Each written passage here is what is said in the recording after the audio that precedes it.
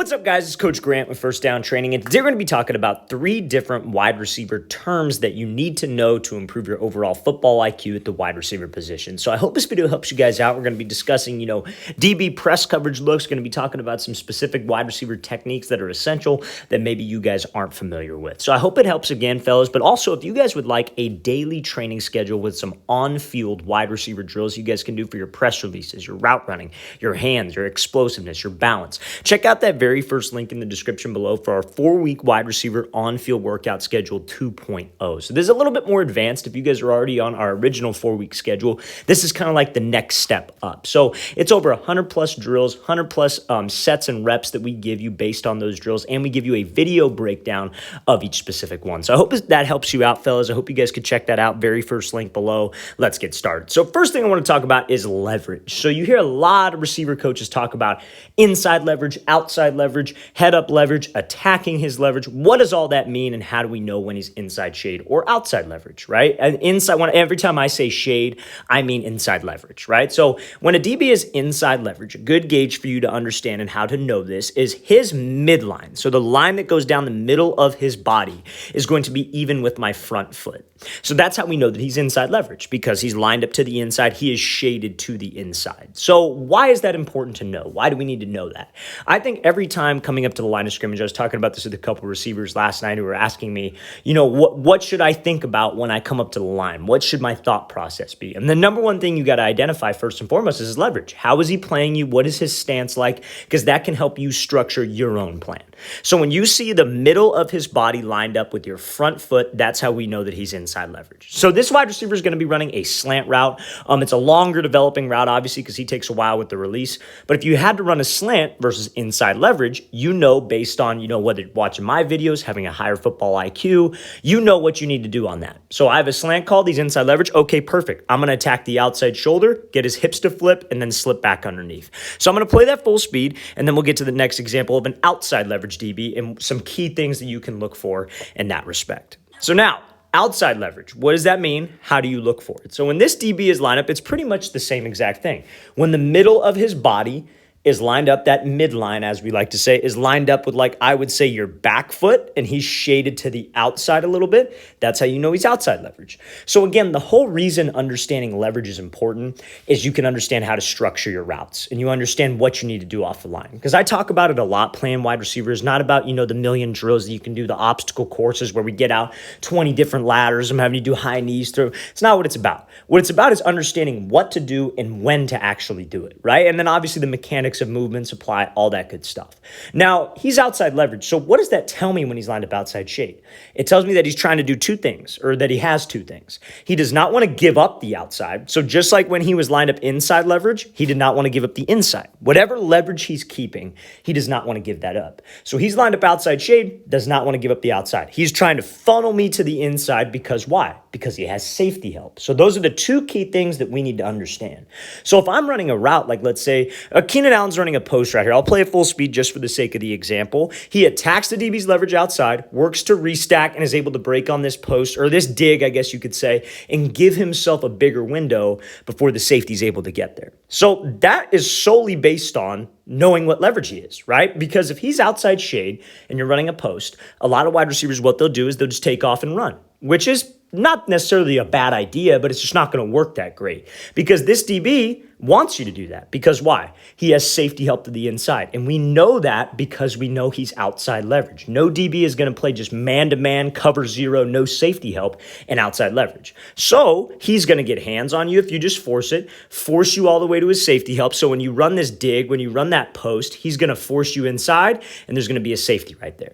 Now, in another respect, you can also know this is the time where you would take the inside release on an outside breaking route. So if you had to run like a 10-yard out, a corner, maybe like a comeback, if you will, and he's outside shade. I know we had a question yesterday about a comeback. If he's outside shade like this, I know for a fact I probably will not get the outside release. If I force the outside release against outside shade press, or kind of this catch technique, if you will, he's going to get hands on me and squeeze me to that sideline, and I have no space to run the route. Running routes is all about spacing and timing. Do you give the quarterback enough space to lead you and throw you open? And do you keep timing? So if you had to run a route like a 10-yard out, you would do kind of the same exact thing. You'd attack his leverage, because he's going to keep his leverage because he's not going to get beat outside. So that might keep him honest. That might shade him in that direction, whatever it might be. And then when you take the inside release, okay, I got his hips to flip. Maybe I restack and break out. Maybe he's right there with me and I slip underneath and throw by. You just got to understand the leverage of the DB because the leverage will tell you everything about what he is trying to accomplish. Can they disguise the coverage? Yes. But as a receiver, we also have to be prepared and also have to have that reactionary plan. Like, let's say, for example, one last thing, fellas, then I'll get to the next term. But like, let's say we attack him right here and this DB just straight up backs up and gives me the outside release and I'm running a route like a fade or an out route. I could always just take it. You know, nobody said that you have to do the release. A lot of times when you attack a DB, you're gathering info and you're trying to see how he's going to play you. Let's play this thing again, full speed one more time. Great job by Allen attacking outside, taking that inside release, then restacking to run that dig or that post. Either one would be the same concept. So now, the second term I want to talk about, and all of these that I'm saying, fellas, is solely based on pretty much just questions that we get asked, so if you guys have questions on anything, don't hesitate to leave those in the comment section. We read every comment. I'm to be dead honest with you. Everything that you guys say in the comment section, we read. And so all these videos are based on what you guys ask. And so one of the common questions we get asked is, hey, what does it mean when you say restack? What exactly does that mean? And this is an example of that. So restack is one of the terms that wide receivers have to know. So let's play this thing full speed. So this wide receiver, again, what leverage is he? Good practice right here.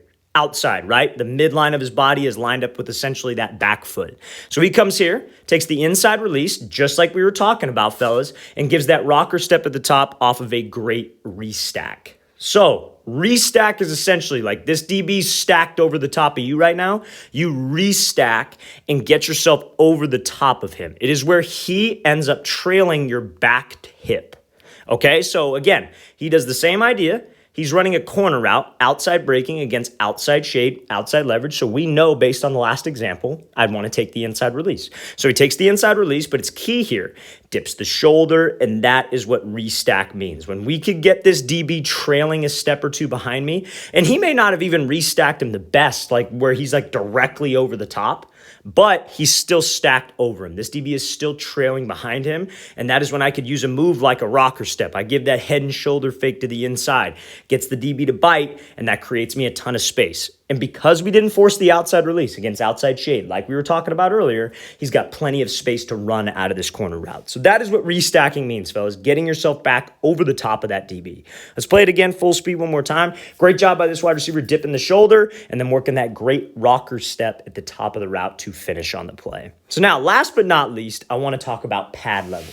So we get a ton of questions on pad level, and I think this is something that I do not maybe address enough, and this is something that I want to talk about. But pad level is essentially exactly how it sounds. It's your it's the level of your pads. It's, are you raising your chest up before a break? Are you rising up? Are you running tall? That is what I mean by pad level. Essentially body language. I think everybody knows what body language means. So that's what this is about. So this wide receiver is going to be running, again, what shade is he? He's inside shade. He's got that midline, even with our front foot, and he's running a slant route. So remember, what did we talk about in the very first clip? You want to attack the outside shoulder. You want to try to get the DB to flip his hips out of there. So your pad level is a major key in that. When you attack to the outside, DB and man coverage is watching what? Hips, so AKA pad level. So when you come off the line and you start to run on this diamond, you got to sell the fade with your pad level. You got to have your hips and shoulders tilted forward slightly. You're not hunched over, but we are going full speed ahead at that 45. So let's play this thing full speed. So that's exactly what this wide receiver does wrong. He kind of raises his pad level up, and that allows the DB to get hands. So you see he attacks inside. When he bursts up, you see how he starts to lean back with his pad level, and he reaches out with the cut. That is an example of having bad pad level. But if you guys can come out, you don't reach on your cuts, you're running in full stride, hips and shoulders are slightly tilted forward, that looks like a fade. Pretty much, fellas, something that somebody said, I believe in the YouTube comments, was like anytime I'm running a route, I think of it like I'm trying to chase an overthrown ball. And that's a great way to think of it. I love that phrase. So if you're like running a comeback, for example, for those 15, let's say it's 15 back to 12, for that 15-yard portion, treat it like you're chasing an overthrown ball, and then we get to the break point and drop, because then you won't raise up. when you're running a fade, you don't run tall, you don't change your pad level. That is the main key, and that is what pad level means. So let's play this thing again, full speed one more time. Again, right idea by this wide receiver, but if you raise up, you expose your chest, that's an indicator, and we're more susceptible to a jam. All right, fellas, I really want to thank you for watching. I really appreciate it. If you guys have any questions at all, don't hesitate to leave those in the comment section below. Always appreciate the feedback from you guys, fellas. It always means a lot, helps keep the channel going. And again, fellas, if you'd like a 4-week wide receiver workout schedule, a little bit more on the advanced side, a little bit more, advanced workouts, harder splits, harder exercises, check out that very first link in the description below. I'll see you guys next time.